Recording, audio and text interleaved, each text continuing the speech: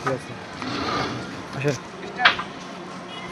দর্শক, আমি এই মুহূর্তে আছি স্কুলের গেটের সামনে। কিন্তু এইখানে মূলত স্কুল গেটের সামনে দুই পাশে দুটো বিটের প্রয়োজন আমাদের। দুই পাশে দুটো বিট থাকলে এই বড় যে গাড়িগুলো আছে এগুলা চলাকালীন স্কুলের ছাত্রছাত্রীরা অনেক সময় দেখা যায় এটা অ্যাক্সিডেন্টের সম্মুখীন হয়ে যায়, অ্যাক্সিডেন্টের মুখে পড়ে যায়। দুটো ভিড় থাকলে গাড়িগুলো স্লো হবে, এই স্লো হওয়াতে এইখানে দেখি তেমন কোনো অ্যাক্সিডেন্ট হবে না। এই কারণে ভিডিওটি তুলে ধরলাম। আশা করি ভিডিওটি আপনাদের ভালো লাগবে। ভালো লাগলে কী করার প্রয়োজন আপনারা করে দিন। ধন্যবাদ। আমি এই মুহূর্তে আছি স্কুলের গেটের সামনে। কিন্তু এইখানে মূলত স্কুল গেটের সামনে দুই পাশে দুটো বিটের প্রয়োজন আমাদের।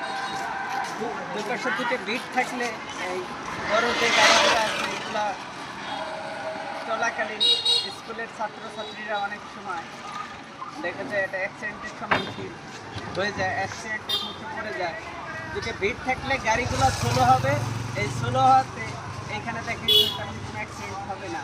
এই কারণে ভিডিওটি তুলে ধরলাম। আশা করি ভিডিওটি আপনাদের ভালো লাগবে। ভালো লাগলে কী করার প্রয়োজন আপনারা করে দিন। ধন্যবাদ।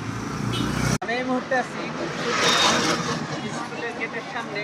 কিন্তু এইখানে মূলত স্কুল গেটের সামনে দুই পাশে দুটো বিটের প্রয়োজন আমাদের। দুই পাশে দুটো বিট থাকলে এই বড় যে গাড়িগুলো আছে এগুলা চলাকালীন স্কুলের ছাত্রছাত্রীরা অনেক সময় দেখা যায় এটা অ্যাক্সিডেন্টের সম্মুখীন হয়ে যায়, অ্যাক্সিডেন্টের মুখে পড়ে যায়। দুটো ভিড় থাকলে গাড়িগুলো স্লো হবে, এই স্লো হওয়াতে এইখানে দেখি তেমন কোনো অ্যাক্সিডেন্ট হবে না। এই কারণে ভিডিওটি তুলে ধরলাম। আশা করি ভিডিওটি আপনাদের ভালো লাগবে। ভালো লাগলে কী করার প্রয়োজন আপনারা করে দিন। ধন্যবাদ। আমি এই মুহূর্তে আছি স্কুলের গেটের সামনে। কিন্তু এইখানে মূলত স্কুল গেটের সামনে দুই পাশে দুটো বিটের প্রয়োজন আমাদের। দুই পাশে দুটো বিট থাকলে এই বড় যে গাড়িগুলো আছে এগুলা চলাকালীন স্কুলের ছাত্রছাত্রীরা অনেক সময় দেখা যায় এটা অ্যাক্সিডেন্টের সম্মুখীন হয়ে যায়, অ্যাক্সিডেন্টের মুখে পড়ে যায়। দুটো ভিড় থাকলে গাড়িগুলো স্লো হবে, এই স্লো হওয়াতে এইখানে দেখি তেমন কোনো অ্যাক্সিডেন্ট হবে না। এই কারণে ভিডিওটি তুলে ধরলাম। আশা করি ভিডিওটি আপনাদের ভালো লাগবে। ভালো লাগলে কী করার প্রয়োজন আপনারা করে দিন। ধন্যবাদ।